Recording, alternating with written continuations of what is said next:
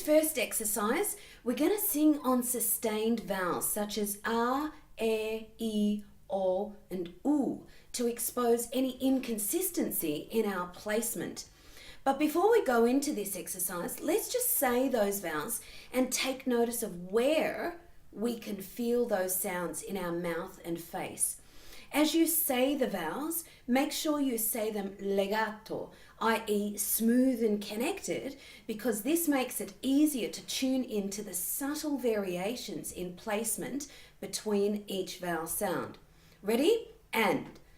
A, E, O, U. And again, this time with your eyes closed. And. A, E, O, U. Did you feel how some of those sounds could be felt at the back of your mouth or more in the throat area, like A, E, and O? And some of them seem to sit more forward in the lip area and at the front of your face, like E and U. Let's try it again, and this time really tune in to the sensations that each vowel creates. We'll do it a bit slower. And. A, E, O. Okay, if you can't feel the difference between the placement or location of each vowel, don't worry. This could be the very first time you've ever focused on it. In time, though, you'll become more sensitive to the sensations and vibrations that occur in your body as a result of the place of resonance or placement of the sound you make, and you'll be better able to detect any subtle differences in placement or physical location. I highly recommend that you spend some time with this from now on, though, on a regular basis, because knowing where the sound or resonance is occurring can greatly assist you in making sure that all your vowels are resonating efficiently and evenly. Okay, so back to our vowels. Most commonly, the vowels we're working on will sit, vibrate, or resonate in various different areas of the mouth and face. Your aim during this exercise is to get them all resonating or vibrating on the edge of your lips and at the front of your face. For example, I'm going to choose the E vowel, which is naturally a more forward resonating vowel, meaning that it sits more naturally in the front of the face.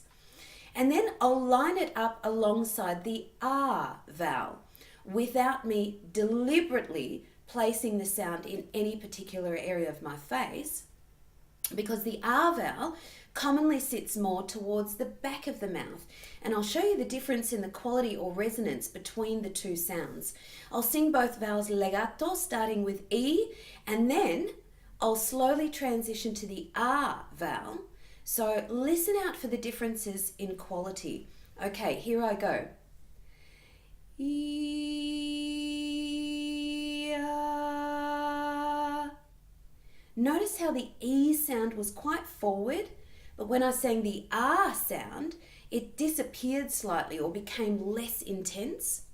In actual fact, when I sang the R sound, I let my vocal cords blow apart, and I also didn't deliberately focus the R sound into the front of my face.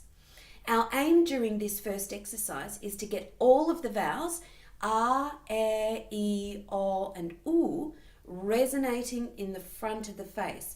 So instead of something like this, A, E, O, U, we want to have all the vowels sitting nice and forward, or in other words, resonating in the bones at the front of our faces, like our front teeth, cheeks, and nose, like this.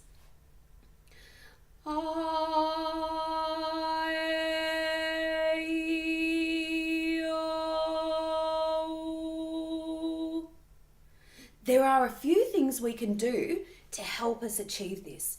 Number one, make sure you're achieving sufficient chord closure. If you need to review this, go back to lesson 6 and go through a few of the exercises there. Number two, we need to be focusing the tone forward and looking for the feeling place of the sound or resonance, much like the technique we used in the lesson on range extension.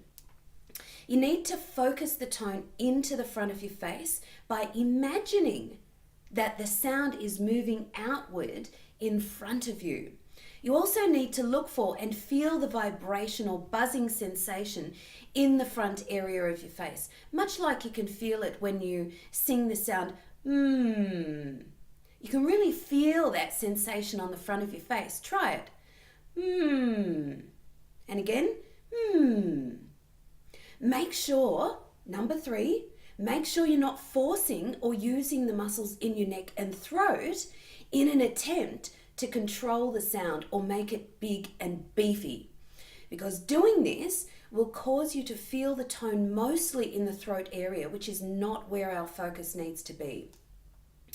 Number 4, make sure that your tongue, lips, jaw, throat, and neck are all relaxed along with the rest of your body.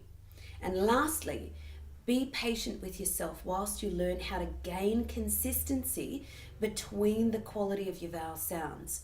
This is a tricky technique, and it's one that requires sensitivity to subtle variations in the intensity of the vibration each vowel creates. So take your time and practice consistently. So let's get into it, shall we?